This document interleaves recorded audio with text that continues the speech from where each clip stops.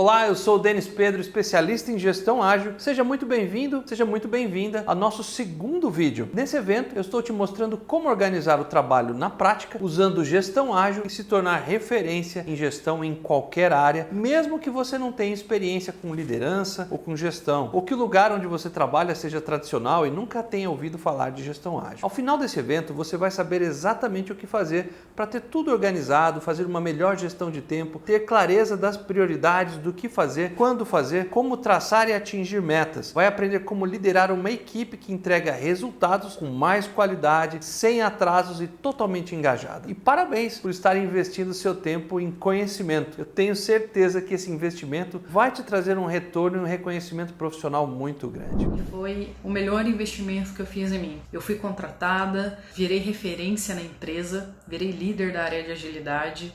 Devido a esse reconhecimento, eu recebi uma nova proposta de emprego que me deu aí um aumento salarial em 40%, e isso tem me trazido um retorno e uma satisfação muito grande. Eu estou sendo muito reconhecido, o pessoal quer que eu dou um treinamento na empresa, quer fazer as coisas na empresa do ágil.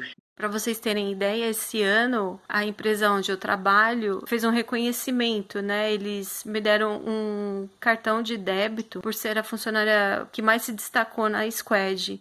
Estou muito bem recolocado profissionalmente, estou trabalhando numa consultoria de ponta, atuando num cliente também, num grande cliente do mercado financeiro, e posso dizer que assim, a minha vida pessoal e a minha carreira, ela deu um up muito grande baseado nisso. Eu obtive 70% de aumento salarial, passei a ser reconhecido profissionalmente, passei a ter visibilidade no mercado, passei a ser um profissional disputado pelas empresas, alcancei o tão desejado sucesso profissional. O reconhecimento no mercado, né?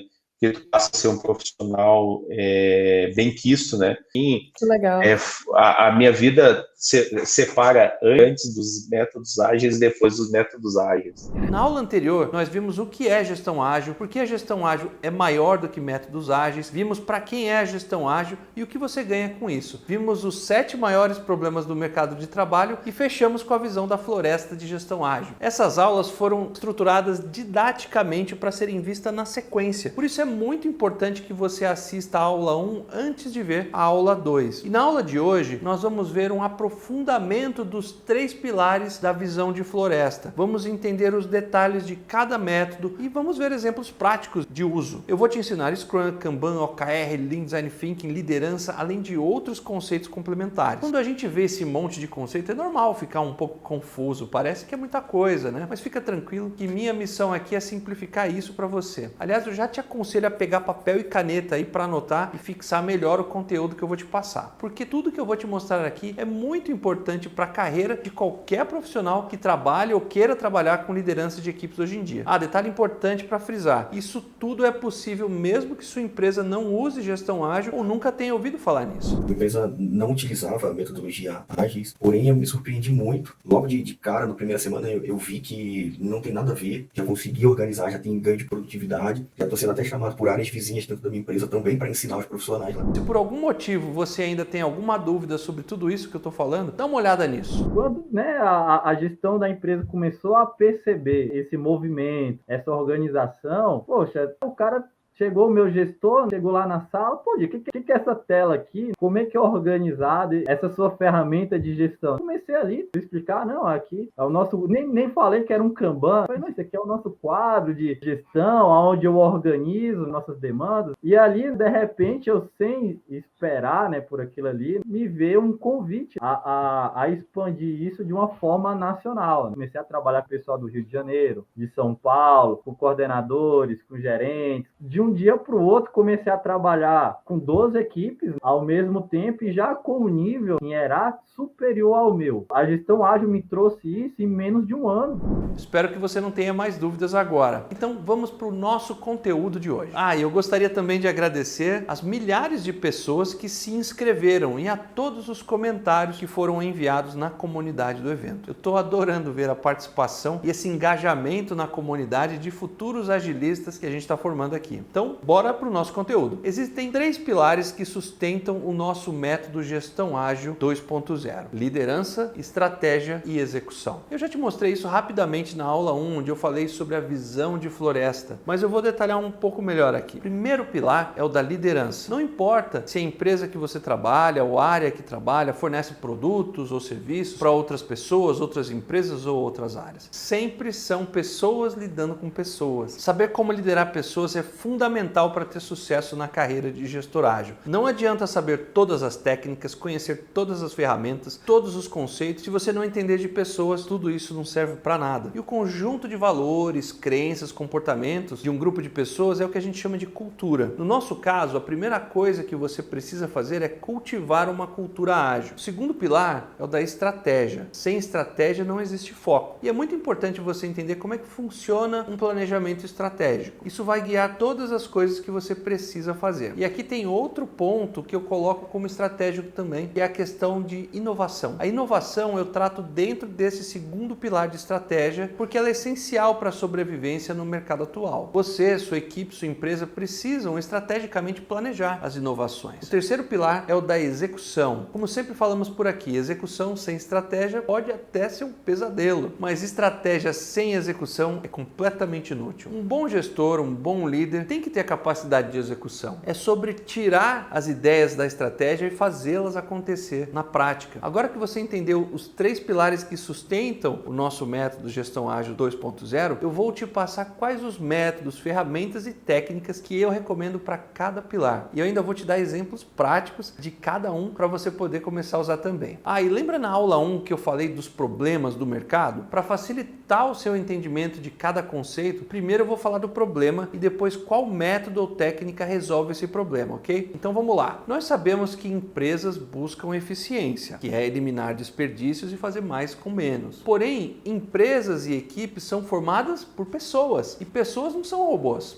Como que resolve isso? A implantação de uma cultura Lean resolve isso. Ela é pautada em equilibrar 2 grandes pilares. Primeiro, melhoria contínua. E o segundo, respeito pelas pessoas. Algumas pessoas acham erroneamente que a filosofia Lean é apenas uma busca incansável por eliminação de desperdícios. Isso até faz parte, mas não é só isso. Lean é muito mais profundo do que isso. O pensamento Lean busca primeiramente entender o que é o valor do ponto de vista do cliente. A empresa existe para entregar valor para o cliente. E esse pensamento não se aplica somente à empresa. Você pode usar isso para a sua área ou até mesmo para você. Então vamos lá, pega papel e caneta aí que eu vou passar alguns passos práticos para você já começar a colocar uma cultura Lean na sua equipe. Passo número 1. Primeira coisa é se perguntar quem é o cliente final da sua área ou quem é o cliente dos seus serviços profissionais. Após entender isso, o passo 2 é identificar o que é valor para o seu cliente. Valor é tudo aquilo que o cliente realmente quer, tudo aquilo que ele está disposto a pagar para ter. Após desvendar isso, passo 3 é mapear seu processo de trabalho e entender quais de atividades que agregam valor, quais atividades que geram desperdício. Nós chamamos esse mapeamento de processo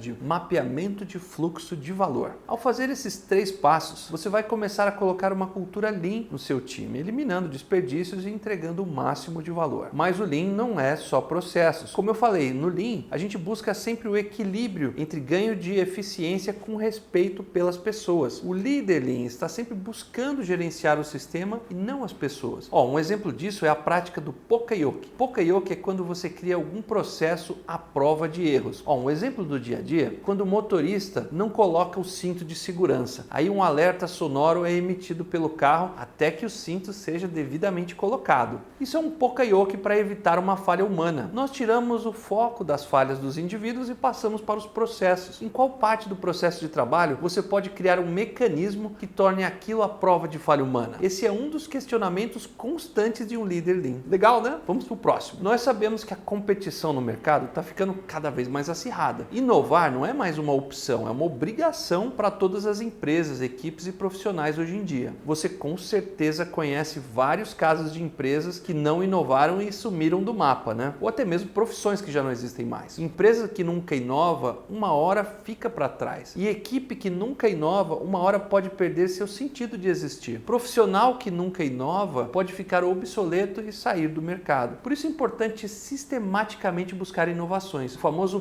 pensar fora fora da caixa. E sabe quem resolve isso? Design Thinking. Design Thinking é uma abordagem sistêmica que gera inovações. Existem diversas técnicas de Design Thinking, mas a que nós usamos e ensinamos em nosso curso é a de 5 fases da D-School. As 5 fases são empatia, onde se define quem são as pessoas. Número 2, definição, onde se define o que será feito. A ideação, número 3, e a prototipagem, número 4, onde se define como será feito. E a quinta é a fase de teste, onde a gente testa as hipóteses. E de novo, pega papel e caneta que eu vou explicar na prática como é que você pode fazer isso. Vamos lá. Primeiro passo, faça um levantamento de quem são as pessoas envolvidas no seu processo de trabalho. Faz uma pesquisa ou entrevistas com essas pessoas para entender quais são os seus problemas que eles buscam resolver, quais as aspirações que eles querem alcançar. Essa fase investigativa é a fase 1 do Design Thinking, a fase de empatia. A ideia aqui é gerar muitos insights sobre as necessidades das pessoas envolvidas no processo. Depois disso, a gente vai para a fase 2. Aqui você e sua equipe se debruçam sobre os dados da fase anterior e buscam por padrões que possam definir o problema que vai ser resolvido. Por isso, essa fase se chama de definição. Com base nos dados coletados das pessoas, definimos o ponto de partida para soluções. E aí a gente vai para a fase 3. Aqui você reúne novamente sua equipe e juntos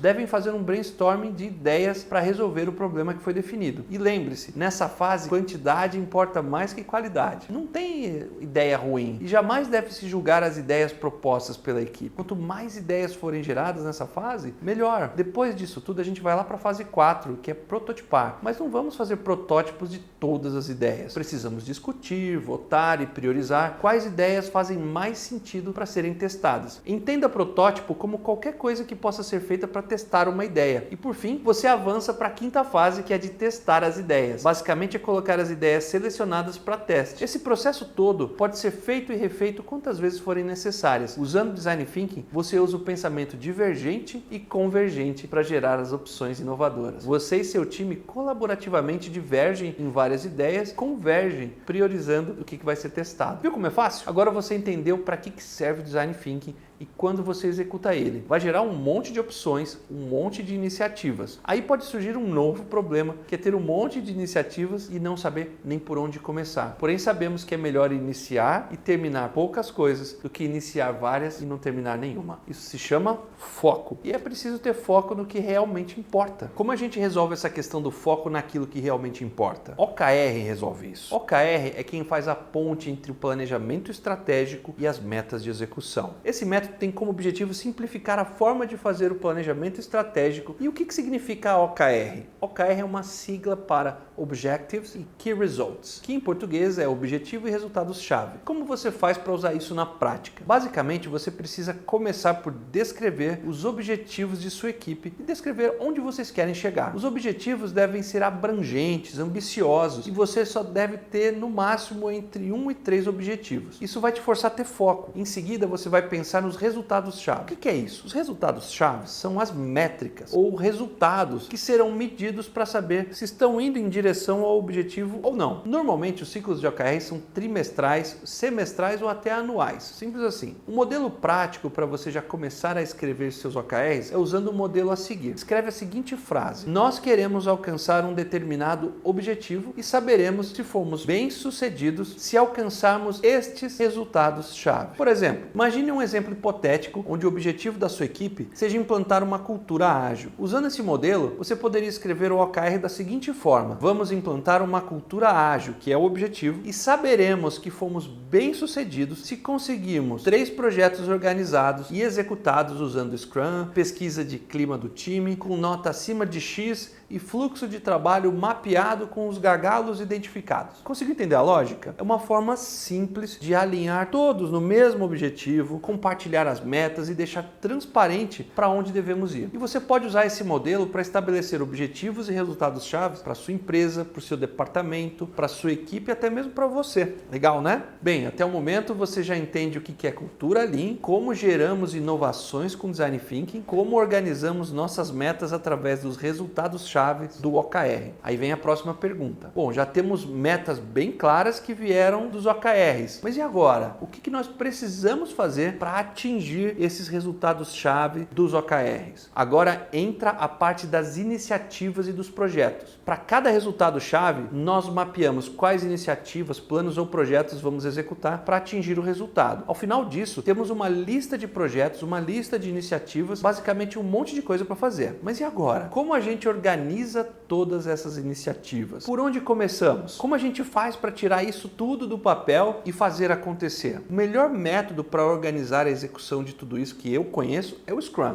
O Scrum organiza a bagunça e ainda gera produtividade na execução. Então vamos aos passos práticos de como você vai fazer isso. Primeiro você vai levantar tudo o que precisa fazer, tudo o que precisa entregar, tá? A ideia aqui é organizar uma lista de pendências que no Scrum a gente chama de backlog. Lembra das iniciativas que a gente encontrou para alcançar os resultados-chave do OKR? Elas alimentam esse backlog do Scrum. Em seguida, você precisa priorizar essa lista, onde o que é mais importante fica em cima e o que é menos importante fica embaixo. Depois disso tudo, nós vamos planejar pequenos ciclos de execução que a gente chama de sprints. Olhando para o backlog, nós selecionamos o que dá para ser executado no tempo de uma sprint. Tipicamente tem de 1 a 2 semanas. Todas as pendências do backlog serão executadas segundo sua ordem de prioridade, sprint a sprint. Todos os dias, o time faz uma reunião diária de até 15 minutos para alinhamento geral dos trabalhos. Ao final de cada ciclo, o time apresenta o trabalho feito para as partes interessadas, coleta feedback, oportunidades de melhoria e mudança. Tudo isso em uma reunião chamada de Sprint Review. A gente também verifica como é que foi feito o trabalho com foco em melhoria de processo. Isso é feito em uma reunião chamada de retrospectiva logo depois da Sprint Review.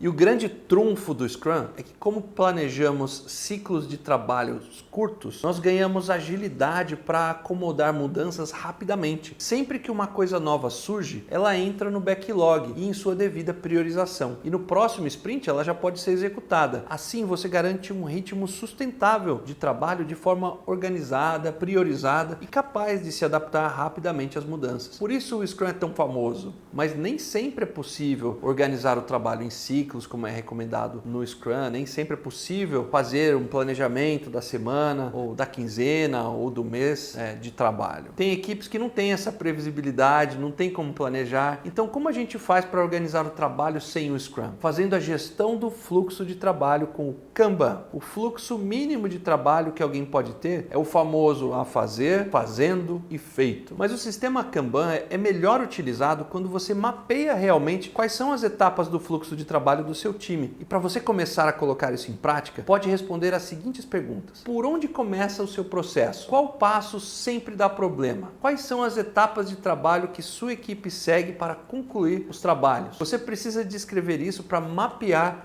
o seu fluxo de trabalho. E outro ponto que o Kanban é essencial é na visualização desse processo de trabalho. Veja esse exemplo de um possível Kanban para visualizar o fluxo de trabalho de uma pizzaria. Cada cartão no Kanban representa um trabalho a ser feito. Cada coluna representa uma etapa do fluxo de trabalho. E é só bater o olho para você saber como estão as coisas. É isso que chamamos de gestão visual. E o Kanban quase sempre é usado também por times que usam Scrum. Inclusive, é usando os dois em conjunto que eu ensino no meu método Gestão Ágil 2.0. O Kanban te ajuda a visualizar o seu fluxo de trabalho para identificar gargalos, oportunidades de melhoria e por aí vai. Mas você não vai parar por aqui. Lembra da visão da floresta? Scrum e Kanban ajudam em um dos pilares na gestão da execução. O OKR Design Thinking no pilar da estratégia e inovação. Mas lembra do pilar número 1? O importante para quem quer ser um líder diferenciado é o pilar das pessoas. Eu conheço profissionais que, gabaritam todas essas técnicas que eu falei aqui. Sabem tudo sobre os métodos ágeis, conhecem todas as técnicas, todas as ferramentas, tudo, mas não conseguem crescer na carreira. Porque eles não conseguem permanecer em uma posição de liderança por muito tempo, mesmo sabendo todas as técnicas. Sabe por quê? Porque para ser um verdadeiro líder, você precisa desenvolver sua inteligência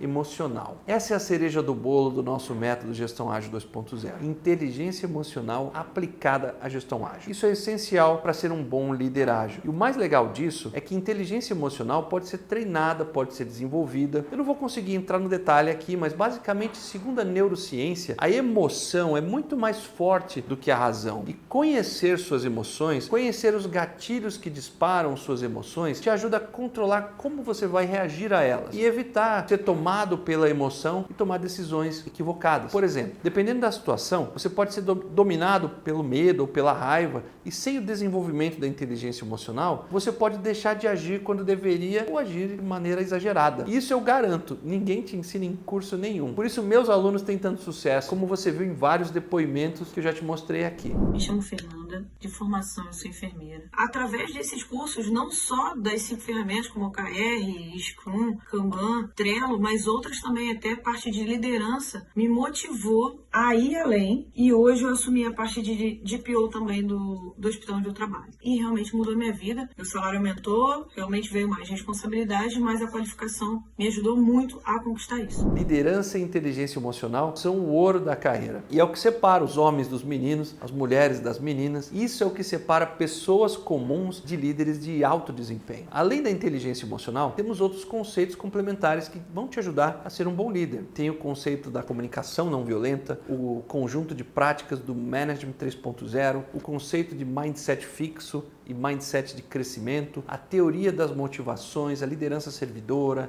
gestão da confiança, olha, dentre outros. Eu aprofundo em todos esses métodos no curso Gestão Ágil 2.0, que é uma formação completa de gestão ágil. Algumas pessoas até estão aqui me perguntando quando abrirão as vagas para uma nova turma do Gestão Ágil 2.0, mas não é hora de falar dele agora. Mais para frente eu falo com você sobre esse curso, caso você tenha interesse. O que eu queria hoje era passar o máximo de valor que eu pude, mas o tempo aqui é limitado. Na aula de hoje, nós vimos como o Scrum funciona, o Kanban, o OKR, o Lean, o Design Thinking e ainda outros conceitos complementares. No próximo vídeo, eu vou te apresentar um passo a passo de como colocar em prática tudo isso e se tornar um profissional realmente ágil. Eu vou te dar a receita de bolo que você poderá colocar em prática em qualquer lugar. Inclusive, você vai poder baixar um mapa completo para colocar tudo isso em prática. Enquanto isso, comenta na comunidade o que você achou dessa segunda aula. Conta para mim que ficha que caiu aí para você com o conteúdo que você viu aqui, tá? Estou muito ansioso para te ouvir. E como eu já mencionei no vídeo anterior, se você quiser mostrar para o mercado que você é alguém que está estudando, está aprendendo sobre isso, marca a gente no seu LinkedIn ou no seu Instagram. Conta que está participando desse evento. Mais importante, conta o que você aprendeu. Bom, por enquanto é isso. Obrigado por assistir e nos vemos no próximo vídeo. Um abraço e seja ágil. Eu estou aqui para contar para vocês um pouco da minha experiência da metodologia ágil aplicada ao meu trabalho que eu aprendi depois de realizar o curso de gestão ágil junto com o pessoal da Mindmaster. Eu trabalhava como gerente corporativo de um departamento e tinha muitas frentes de trabalho, muitas equipes de trabalho que era responsável, além de projetos. As equipes que não tinham necessariamente feito o curso, entraram no processo, entraram no método e começaram a gostar e começaram a abraçar aquilo porque realmente gerava uma diferença. Projetos que às vezes estavam travados, enroscados, a gente não percebia onde ele estava, no meio, o que estava acontecendo, começava a ficar muito claro. A equipe mudou, outras pessoas da equipe foram fazer cursos de gestão ágil e realmente isso gerou uma diferença de resultado e de movimento. Tanto que muitas vezes as reuniões começavam sem mim porque a equipe estava tão imbuída no processo que quase começou a existir uma autogestão, o que é fantástico numa equipe de trabalho quando você quer potencializar os esforços. E cuido de diversas contas e, inclusive, esses clientes pedem que todos os projetos sejam feitos já por metodologia ágil, tanto para a equipe interna como para os clientes. Isso é uma diferença muito grande. É uma mudança e é uma mudança de mentalidade que realmente vale super a pena. Pude colher bastante frutos, né, disso. Atualmente sou coordenadora, né, então trazer isso para dentro do meu dia a dia me proporcionou aí a coordenação, me proporcionou aí o engajamento do meu time, produtividade, gestão de tempo, estrutura, né, e tudo isso trouxe um resultado fantástico para mim, que foi a pesquisa de clima, que eu fui avaliada, onde eu sou referência de mercado, então isso para mim foi fantástico. Também fui convidada para ser orientadora de negócios aqui nos times de squad da Localizem. Eu passei a treinar os gestores acima de mim. O projeto foi entregue num prazo ok, a empresa teve o retorno esperado no prazo. Eu fui chamado para outro projeto com eles e depois outro projeto. Eu consigo acessar projetos maiores. Esses treinamentos proporcionaram mais organização, controle e um melhor gerenciamento na entrega dos meus projetos. Me sinto apto em oferecer projetos de qualidade.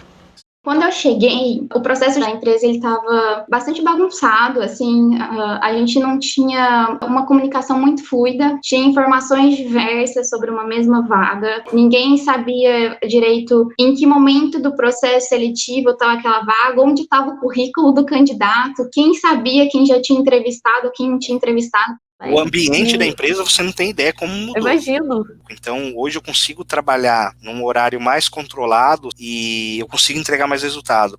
Eu conseguia executar muito, conseguia planejar muito, mas demorava um pouco mais os resultados. E quando eu passei a praticar a metodologia ágil de forma mais intensa, esse resultado começou a aparecer. Eu comecei a ficar mais bonito. Não só com as pessoas, mas também com meus superiores, com os meus colegas de trabalho. Eu estou tendo um resultado fantástico, tanto o resultado financeiro, porque eu estou vendendo esse serviço, que meus clientes estão conseguindo atingir de fato aqueles objetivos que muitas vezes estavam no planejamento de longo prazo. A gente, num período curto de 3, 4, 5, 6 meses, a gente já está vendo o resultado crescer absurdamente.